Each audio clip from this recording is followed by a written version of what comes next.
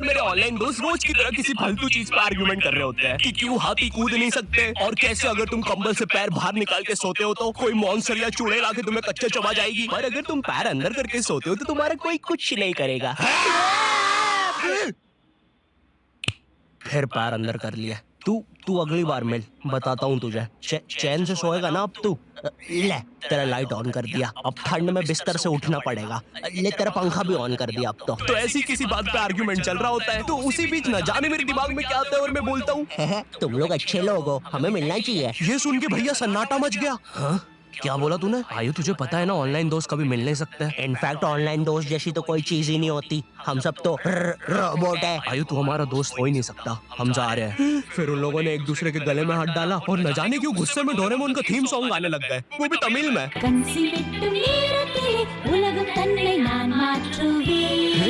क्या?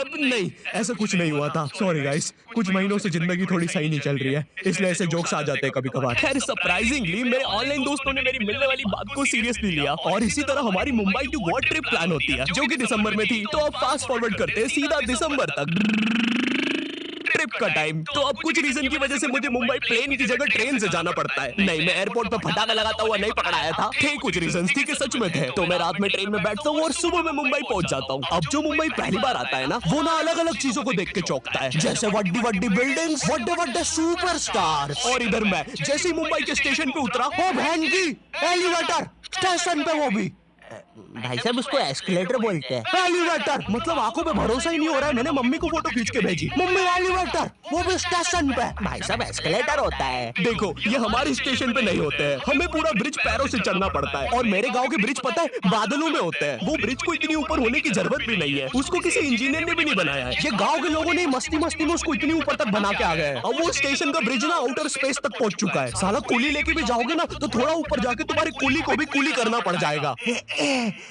भाई साहब कुली करना पड़ेगा। अरे किया तो है तुम्हें। अरे आपको नहीं, मुझे कुली करना पड़ेगा। रुको, कुली।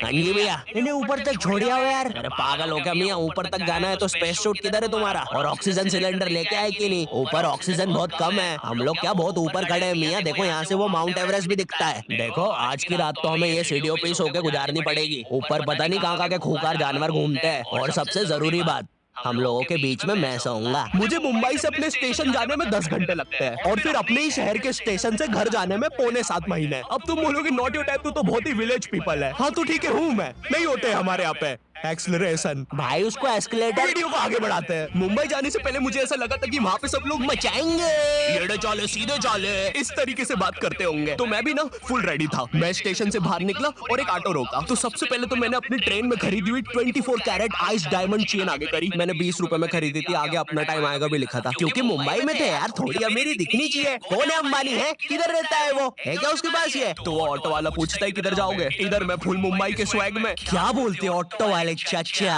अंधेरी चलोगे क्या? चलो ना, मचाते ना अंधेरी में चल के। अंधेरी में तुम उजाला लेके आओ। ऑटो में क्यों बैठे हो? लैम्बोर्गिनी लाओ। अंधेरी में तुम आओ।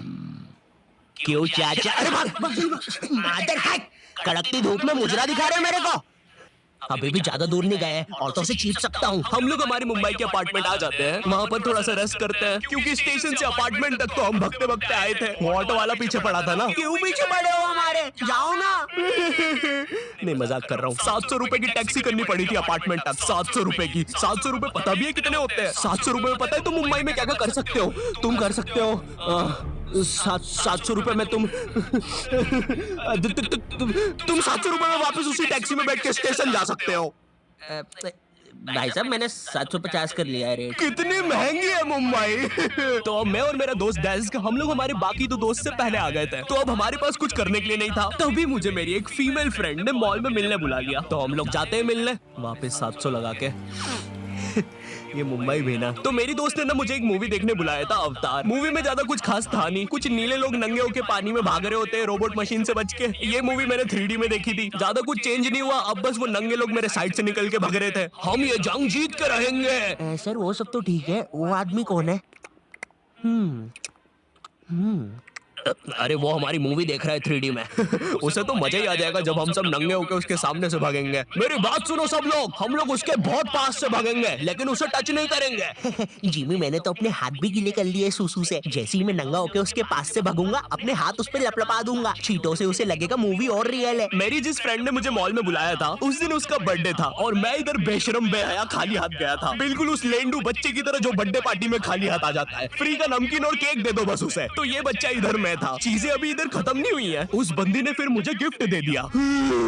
चीजें अब सीरियस हो गई है। दुनिया का सबसे बड़ा क्राइम इधर, ठीक है, इधर है। और फिर आता है किसी के बर्थडे पे उनसे ही गिफ्ट ले लेना इधर। पहले तो मुझे समझ में नहीं आया कि ये बंदी मुझे टॉन्ट मार रही है कि सच में गिफ्ट दे रही है। मुझे उस समय इतनी ज्यादा शर्म की अनुभूति और आभास हो रहा था, मेरा मन कर रहा था उठ के भाग जाऊं वहां से।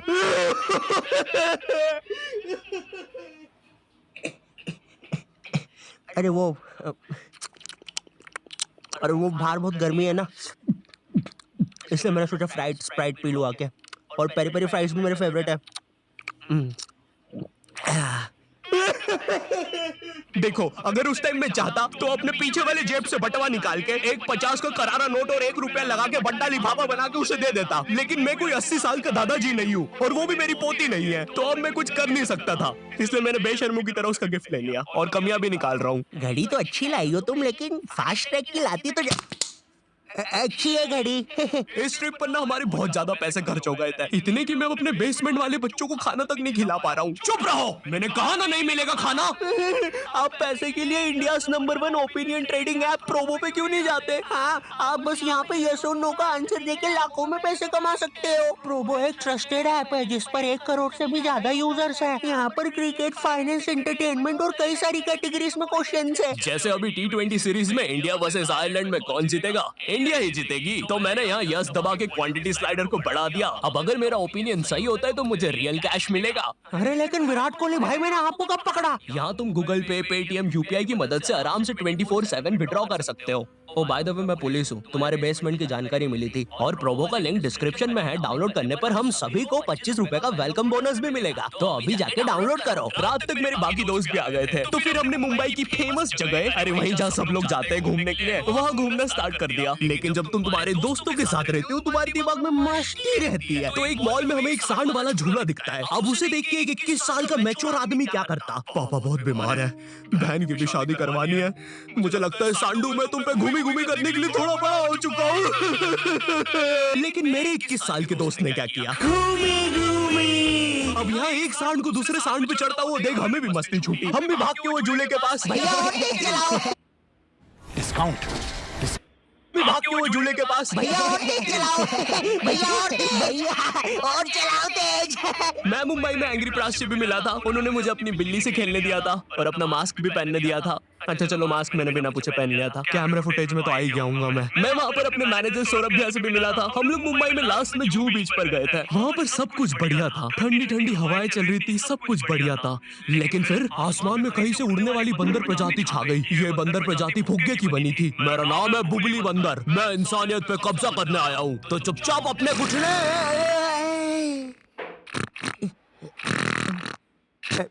है दोस्त, क्या तुम प्लीज मेरी बूंद में हवा भर सकते हो? मुझे तुम्हारी दुनिया पे कब्जा करना है, प्लीज। मुझे कोई दिक्कत नहीं है। कमलेश, कमलेश। हाँ, मैंने सुन लिया था पहली बार में। कमलेश, मैं जानती हूँ हम दोनों ज्यादा क्लोज नहीं है, लेकिन इसका मतलब ये नहीं तुम एक बंदर के साथ संबंध बना लोगे। मैं जा रही हूँ। कमलेश, जाने दो उसे, मैं तुम्हें उससे भी ज्यादा चीजें दे सकता हूँ। मुंबई के बाद हम लोग निकलते हैं गोवा के लिए। गोवा काफी चिल जगह थी। मैं वहाँ पर काला भी हो गया था दिन भर बीच पर धूप में भटकने के कारण। सच में वहाँ पर धूप तो बहुत ही ज्यादा थी, मतलब इतनी ज्यादा कि जमीन के अंदर से लोग बाहर आ रहे थे या अंदर जा रहे थे। कोई मुझे बताएगा ये क्या हो रहा है यहाँ पे? गोवा में तुम ऐसे बीच पे राइड्स वगैरह कर सकते हो, जैसे जेट स्की। इसमें ना तुम्हें आगे टंकी पे बिठा लेंगे बच्चे की तरह और पानी का एक चक्कर काट के वापस ले आएंगे।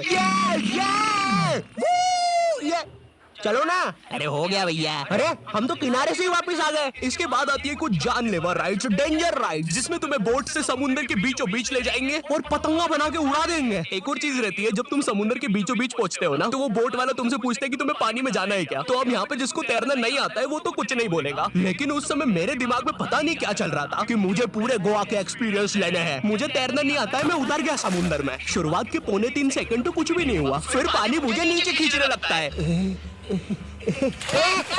ये तो कुछ भी नहीं, अब मैं बोट से भी दूर जा रहा हूँ धीरे धीरे। भैया भैया भैया भैया घंटा नहीं सुन रहा मेरी बात, मेरी इधर फटी पड़ी है, मैं कुछ भी चिल्ला रहा हूँ पानी में। भैया बीमारी है मुझे, ले लो ऊपर। भैया मैं माँ बनने आ रहा हूँ, ऊपर लो। उस समय कोई दूर से शार्क वार्क भी देख रहा होता ना तो उसे भी दया आ जाती। ओए बच्चे को क्यों परेशान कर रहे हो बे? चलो ऊपर लो इसको, खा लूंगा वरना इसे। चलो बेटा ऊपर चढ़ो तो। हाँ चलो चलो। जैसे तैसे वो बोट वाले ने मेरे को ऊपर लिया। अरे भैया क्या बच्चे ऐसे चिल्ला रहे थे? स्विमिंग सिखा रहे थे तुमको? अच्छा समुंदर में वो भी? तेरे को ड्राइविंग सिखाने का बोलता तो तू तो रॉकेट में बिठा देता मेरे को, पागल। सबने ना मेरा बहुत मजाक उड़ाया कि पानी में गया बच्चों जैसा रो रहा था, लेकिन वो कहते हैं ना सबका टाइम आता है। हम लोग ना उसके बाद एक बनाना राइड पे जाते हैं जिसपे तुम्हें एक बनाना शेप चीज पे बिठाते हैं और उसे नाव से खींचते हैं और बीच समुद्र में ले जाके फेंक देते हैं। तुम्हें पहले नहीं बताएंगे कि तुम्हें फेंकने वाले हैं। उसने हम सबको लेके गया और फेंक दिया। अब सब मुझसे भी गंदे रो रहे हैं पानी में। हम मर गए। पीछे लाइफ गार्ड आ रहा है। और भैया इतनी दूर जाओगे तो सच में मर जाओगे। मेरे पास क्लिप पड़ी इधर सबकी रोते हुए, मैं लगा दूंगा।